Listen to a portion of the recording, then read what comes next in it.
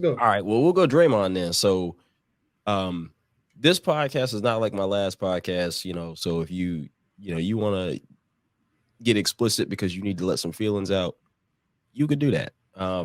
Because I'm gonna need to do that because, quite frankly, Kev, we we've all had friends where like they're part of the group. So you got a group of five, and like you got the one friend who he's always the quiet, the shy one. The ones that's the outgoing, he's probably the one that's always making the plans. And then you got the one who like just could just set it off, like at any given point. And like you got to take him with you because he's down to set it off.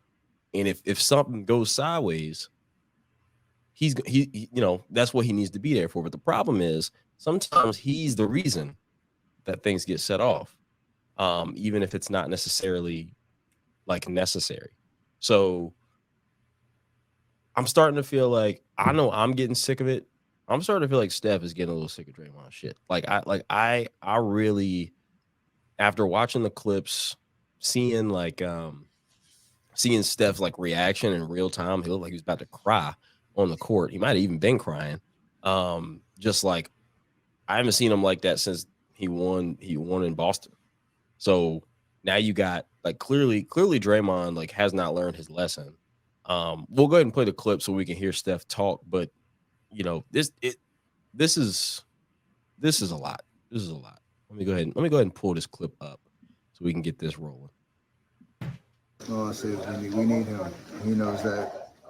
We all know that. So whatever it takes to keep him on the floor and be available, that's what's got to happen. Especially at this point in the year. So it's a tough way to start the game. Well, I guess we can go into Steve Kerr. I guess we just had to. Yeah, too bad. It was unfortunate.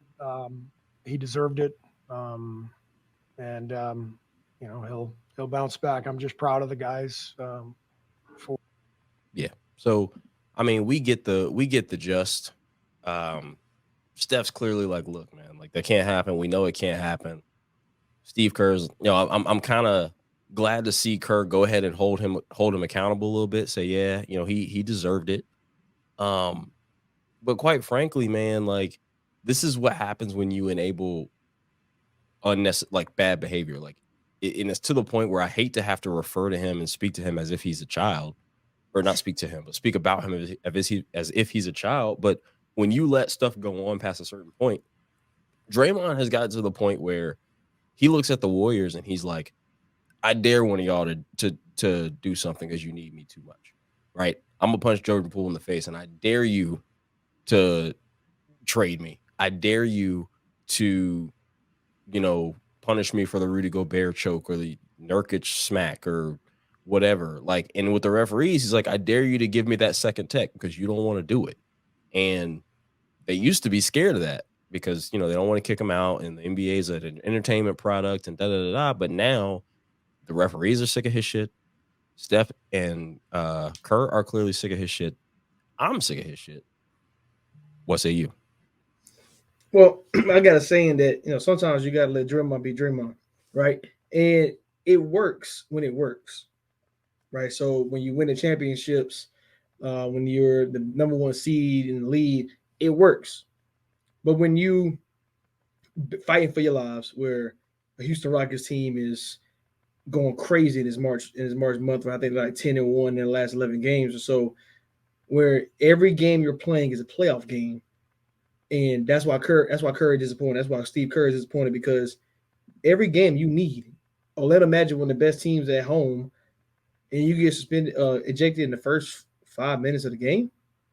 I think he has to be more self-aware, and that's his problem. I think you can have the antics, you can have all those different things, but what he brings to the table is invaluable to a lot of around the world, NBA, and that's why he's going to be a Hall of Famer. But at the same point, it's like this Warriors team needs you to play, especially with Kuminga's already out. Now we out you and Draymond. You're luckily you won the game, but like that's a big loss, or it's a way bigger story. If now you lost, Rockets won, Rockets right on your tail. They get in front of you, and not only do you not miss the playoffs, you missed the playing game. So Draymond got to be careful because you already been spending this year. They just paid you. This team for a guy like Curry, I think that's why he's like so disappointed because like he know he don't have much. Like, and he got to do everything he can to try to get out of here. But he got to be a warrior for the rest of his life because that's what he's gonna be. And the way they're going, I don't see where you get a star to come in. You can't trade Draymond nowhere else. Is he good somewhere else? Klay Thompson's older, and it's just you just running it back, just to do the same thing over and over again. And that's the other thing too. So I listened to Draymond because he went live either last night or today. But at some point I watched because I obviously want to hear what he's about to say. And basically, like he kind of just like explained what happened. I was talking to the ref. He gave me a text. Then I said something that I'm not going to repeat. So he said, but I tried to say it. I think I said it too soon to where my angle where I was still looking at the ref. I should have timed it maybe like a second and a half later where I'd have been turned around. And maybe he wouldn't have heard me or da da da da. And like he was like, but I can't do that. But this is the thing. You told me that back in 2017, how you can't let your emotions get the best of you. And you cost your team finals when you got suspended and Cleveland came back from 3-1. And you cost yourself a finals MVP. This is out of your mouth. You told me that when you hit Nurkic, you were like, look, I was trying to sell the call, but I gotta control myself. You said that when you choked out Gobert. You said that you served a 21-game suspension. The finals in 2016, some people don't believe this. The finals in 2016 would have been different had you not got suspended for game 5. This season would be different if you didn't have to miss 21 games. And how many times, and the thing about it is, if you watch this whole thing from his first tech to his second tech, which by the way, were not two separate incidences, and this started with a foul called on somebody else. Like, you're not in the play. They called incidental contact down there. Whether it's a bad call or not is to be that's something else to be discussed, but it ain't worth getting thrown out 3 minutes or 4 minutes into the game. Like that just makes no sense to me. And so everything could be different. And again, to your point, Houston's won 10 in a row because they won last night. They won 10 games in a row. They're literally nipping at your heels. They got one game back, and they have a pretty solidly, I won't say easy, but like, they've got a manageable schedule. And the Warriors, they blow leads. I think them and Boston like have some like two of the like highest blown leads rates in the league, which is crazy to think about. But they blow leads. So where does that come from? Like how do you not blow leads? Leadership. Okay, well, Draymond missed the 4th of the season, right? You got a $100 million extension. So you're here. Steph is 36 years old. Klay at best is a solid player to pretty good, right? He's not going to be a great player anymore. He's a shell of himself. His body's just not going to let him do what he used to be able to do. He can have great nights. He's not a great player. And if you're Steph, you're like, well, you kind of have to make the choice where it's like, okay, do I really want to win a championship again? Or do I want to just compete? Because right now you're not even competing. Like you're fighting for 10 to lose to the Lakers in the play-in. It's not like you're fighting for 7 where you get a home game in the play-in and then another home game if you lose. You're fighting for 10. 10. If you can't make and so clearly, while Steph is still a top 10 player, he's clearly not good enough to carry this team to the playoffs and maybe not the play-in. Him, LeBron, and KD, who have basically been the 3 carrying this whole league for 15 years or so, are closer to 10 than they are to 1 as far as the top 10 players in the league. And he's got no help. And where the Warriors messed up, I'm not even going to put this to the Jordan Poole section of things, but just where they messed up in general was just like they got their Tiger Woods moment with the Masters where they weren't supposed to win. They were the 3 seed and they got one more. And then they said, oh, well, we won championships, so we can turn it on when we need to. And when it really matters, all we got to do is just get in. And it's like, no, man, Denver's going to sweep you. Oklahoma City is going to sweep you. Minnesota, I know Cat's hurt, but they probably beat you in 5, even though they're young. Sacramento, you got lucky with your Sacramento matchup last year, but Sacramento this year would beat you in 6. Like this is not this is just not the wave, and they're not built for it. And I don't know, man. It's just like I said, enabling behavior puts you in this position. Yeah, the Warriors messes up. They messed up a long time ago, and like you said, they did get a ring, so it made it like easier to cover. And I think that's a problem. You know, it's a great thing for the Warriors, right? But that's where the problem lies. That's why Bob Myers said, "Let me go and step down." There is no hope for this team, right? I believe every team you mentioned talking about will beat the Warriors in the series. I think the Rockets will beat the Warriors in the series. Now, granted, Sengun's out, so maybe I might retract that a little bit, but healthy Rockets, I think Rockets will take that for sure. I don't know. Like I feel like their problems is obviously is bigger than last night's moment, and they're not going to make the playoffs. I don't think they can be the play in. I don't think they make the play. They may commit to play in. I mean, Rockets are hot right now. Not sure they will, but they wouldn't make the playoffs even if they make the play in. I'll say that. Like they're not going to beat Luka. They're not going to beat LeBron and AD in one game. They're not going to beat the Suns. Maybe they can beat the Suns, but the rest of them they can't beat the Kings. I'm not scared. I trust Zion and Brandon Ingram before I trust the rest of the Warriors team outside of Curry. So the problem is Curry on that track of the Kobe Bryant days when his career was winding down, where there's no hope. You're not winning games. You're fun to watch. But that's about it. We don't believe you're going to win for real. So, did the Warriors pay Steve Kerr? So I want to say he got 2 years. Okay, so like a 2-year. So basically, it sounds like they're trying to time this because I want to say Steph's got one more extension coming. Draymond is now, after this year, will have 3 years left. I think they're trying to time this to where they all leave at the same time. Kerr, Steph, Dre. I don't know what the hell you do with Klay Thompson. There's no way. Okay, remove everything you know about the Warriors winning championships in the past. Why would you bring Klay Thompson back? At that market value, should I say? Okay, right. So this is where this was to my point. So because Klay is like, the dude Kevin Huerter used to play for the Hawks. He plays for the Kings now. So I always thought that the Atlanta Hawks were trying everything they could to build a Golden State Warriors. They had Trae Young. They had I don't know if his first name is Kevin, but Porter, and then they had John Collins, and they had Clint Capella. Like they were trying to build your Andrew Bogut, Draymond Green, Steph, Klay, and a wing. Harrison Barnes, I guess, but then because you can't replicate KD, but that's what they were trying to do. Whatever he gets paid in Sacramento right now is where Klay has to be, because Klay's better than him still, but you cannot. No. Come on, kid, relax. But you can't. There's like this $30 million, $25 million. Like you can't do that. You can't do that. And if they do, then what they've said is, and this is fine. If this is their thing, what they've said is loyalty and just letting our guys play it out however they want to play it out is what's important to us. And again, if that's what it is, that's fine. But then don't tell me we want to win.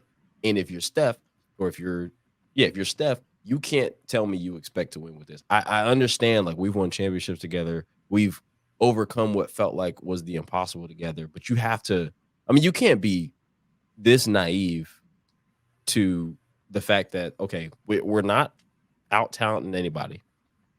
We've got solid pieces, but our depth ain't any different than, oh my gosh, my depth ain't any different than, like, it's not like those Warriors teams in 2015 where Leandro Barbosa and David West come in 2017. Like well, they was deep. They had Sean Livingston. Your bench isn't that. So, and this is Steph's only averaging like 24 points a game. It's not like he's going crazy. So right. This is just, you can't be this naive. And I know, like I said, I know you trust the guys you went to war with, and I guess winning a championship really means something. But this is the difference this is why LeBron James, like he I'm not playing that. You getting old? All right, well, Andy Wade, let's go get you to Chicago real quick. All right, Derrick Rose, let's go get you. Like we're not. That's the scary part. And that's the scary part because do Curry care? All right, we know Curry is a competitor, right? He cares about winning, but should he care, or should he just ride out to the sunset type Dirk Nowitzki type, where you just Kobe Bryant, where you just playing, getting your stats, building your legacy, being that guy that stayed with one team, get out of here. Tim Duncan, right? All those guys stayed in a place where management didn't try to go get somebody. Really, I mean, obviously the Lakers built through the draft. The Mavericks had got Luka, and then obviously Tim Duncan. They had Kawhi, so that. But until the Warriors get somebody in the building like that, I don't believe that to be Kuminga. I don't believe that to be what's the rookie they got the crazy Pods. last name. Pods. Yeah, I don't believe those two. I think those two are good players. I don't believe them to be the Lukas, the Kawhis of the world, or the multiple draft picks the Lakers had to go ship out for AD. So the bigger question is, with Draymond acting the way he is he really worth it when you're losing? Is he worth it if you're not making the playoffs? Yeah, and what's even crazier is, so what you're talking about, the Warriors.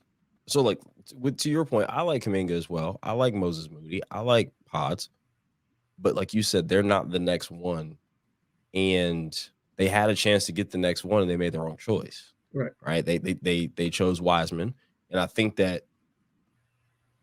I mean, it is what it is. I mean, like everybody kind of was. I mean, I thought they should take LaMelo at the time. I'm not even trying to say that in hindsight, but I wanted them to take LaMelo because I thought it was gonna be fun to watch, and because he's 6'7", so we can make this work. So if you're willing to play Chris Paul and Steph together, you could have definitely played LaMelo and Steph. I think the proof was in that pudding where they doing it like, oh damn, we could have probably had LaMelo. He probably wouldn't have been as hurt because it wouldn't have been on him to carry a whole franchise. And Steph might not have missed a whole year with the wrist. Like you ended up going D-Lo. Like you clearly showed that, we can get another scoring guard to come play. Like so you made that right there, because I feel like if LaMelo's on this team, one, while Jordan Poole never whatever, but they never even pay him, and that's not even ever a thing. But like you can afford to let Clay go if LaMelo is on your team right now. And it, but again, it comes down to loyalty. As the standings sit right now, Denver's at 1, half a game up on Minnesota, and half a game up on OKC. The Clippers might end up being a 6 seed. The Dallas is 1-5 in a row. Yeah, Clippers are falling down. Clippers are falling big time, and nobody wants to talk about Russ and how Russ goes away, and they go from winning 19 out of 23 to being just average. But anyway, it's popular to pick on Russ, but when his value is clearly being shown, no one wants to say nothing. But anyway, I digress. So Pelicans are a game behind the Clippers, and Dallas is 1 game behind the Pelicans.